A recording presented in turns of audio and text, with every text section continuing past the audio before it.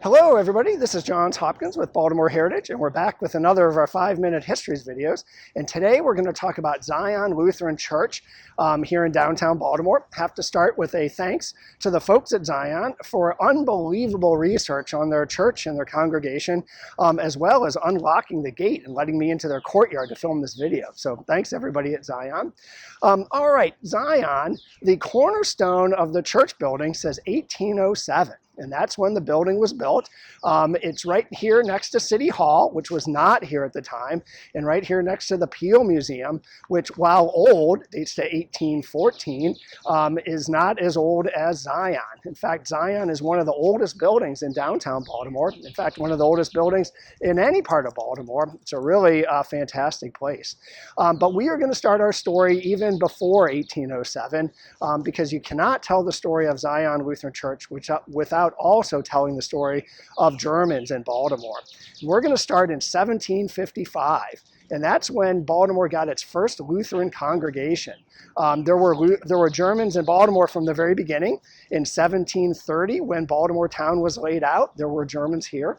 But we were an English colony at that point, which meant an Anglican colony, the Church of England. And everybody had to pay taxes to the church, no matter what you practiced, what your faith was. And at that time, Lutherans were technically under the auspices of the St. Paul's Parish. And so here we had Baltimoreans speaking German and practicing Lutheranism alongside Baltimoreans speaking English and practicing Anglicanism. You might be able to guess how well that went. And by 1755, the Lutherans got their own congregation. And that was a thing to celebrate, but they had two problems. One is they didn't have a minister. The second is they didn't have a building. The minister problem first, and it was a pretty serious problem. They were being more or less preyed upon by ministers coming over from Europe that had been defrocked in Europe and came to America hoping nobody would know. That was not a good way to start a church.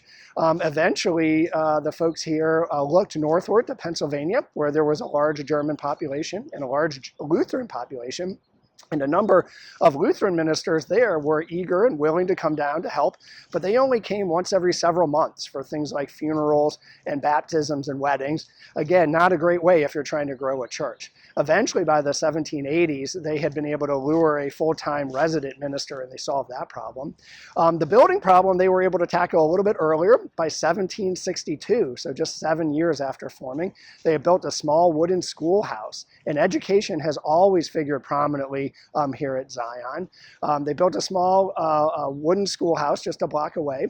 By 1785, they were able to replace that with a permanent brick structure that was able to house both a church and a Sunday school.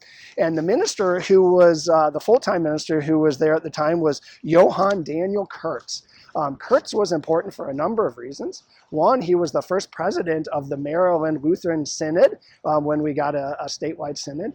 And second, he sort of cemented the fact that Zion was going to be a Lutheran church and it was going to be a German church. He made sure that all of the services were in German and that this place became a hub of German social activity. Things went well. The church grew. By the early 1800s. The population in Baltimore was 40,000, about the third largest city in the country.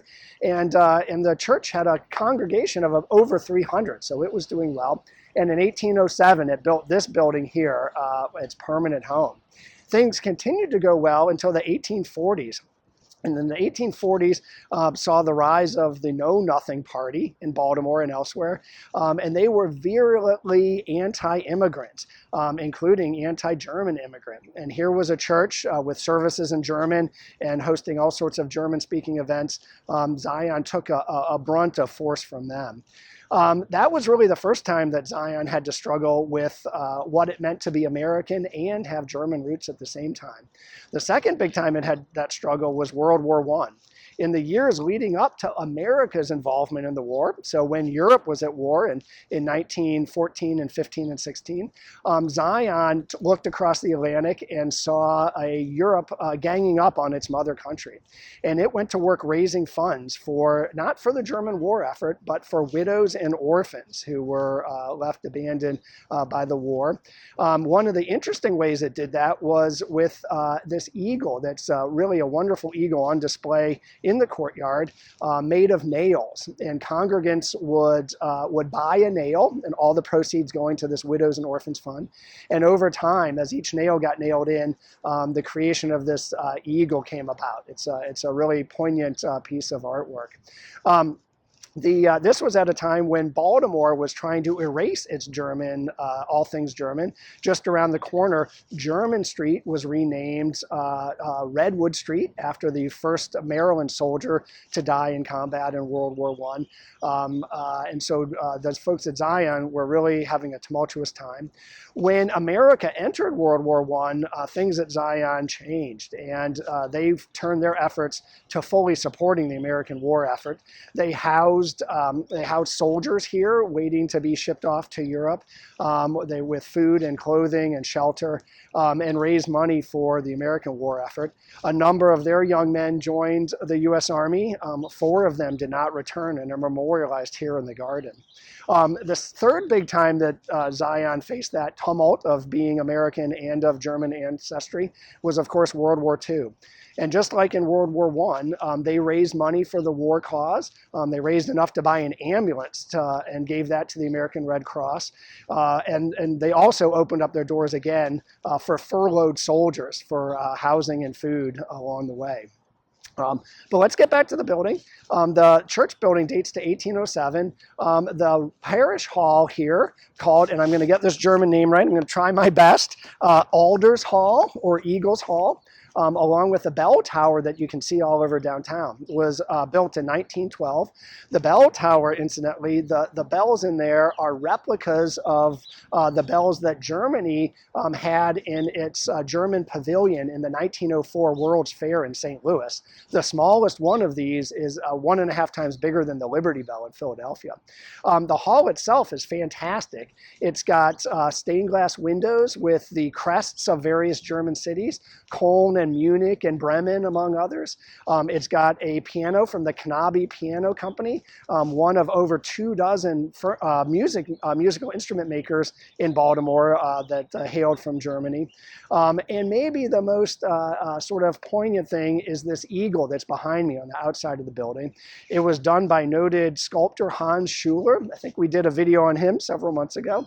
And if you look at it carefully, you'll see an American eagle, a giant American eagle, and then on its breast or over its heart is a shield with the German eagle on it. And you can ponder the symbolism of that all day long. Really quite striking. All right, I'm going to wrap up with maybe my favorite thing in this courtyard, and that is an artwork. I think artwork is the right word. Called the Bible in Tiles, and it was done by a gentleman named Henry Mercer and his company, the Bavarian Pottery and Tile Company. Mercer was trained as a lawyer in Philadelphia in the 1880s, I believe, but didn't want to become a lawyer. He instead became a curator at the University of Pennsylvania Museum, and he focused on early American artifacts before industrialization. He was convinced that industrialization was crushing the soul of America, and he wanted to celebrate the art and artistry that we had before that. He put his money where his mouth was and quit being a curator after several years and apprenticed as a potter with a German potter in Pennsylvania. Not just any German potter, but a potter that practiced the old world ways of doing hand-done tiles and pottery. And then Mercer started his own company, and that's where these tiles come from.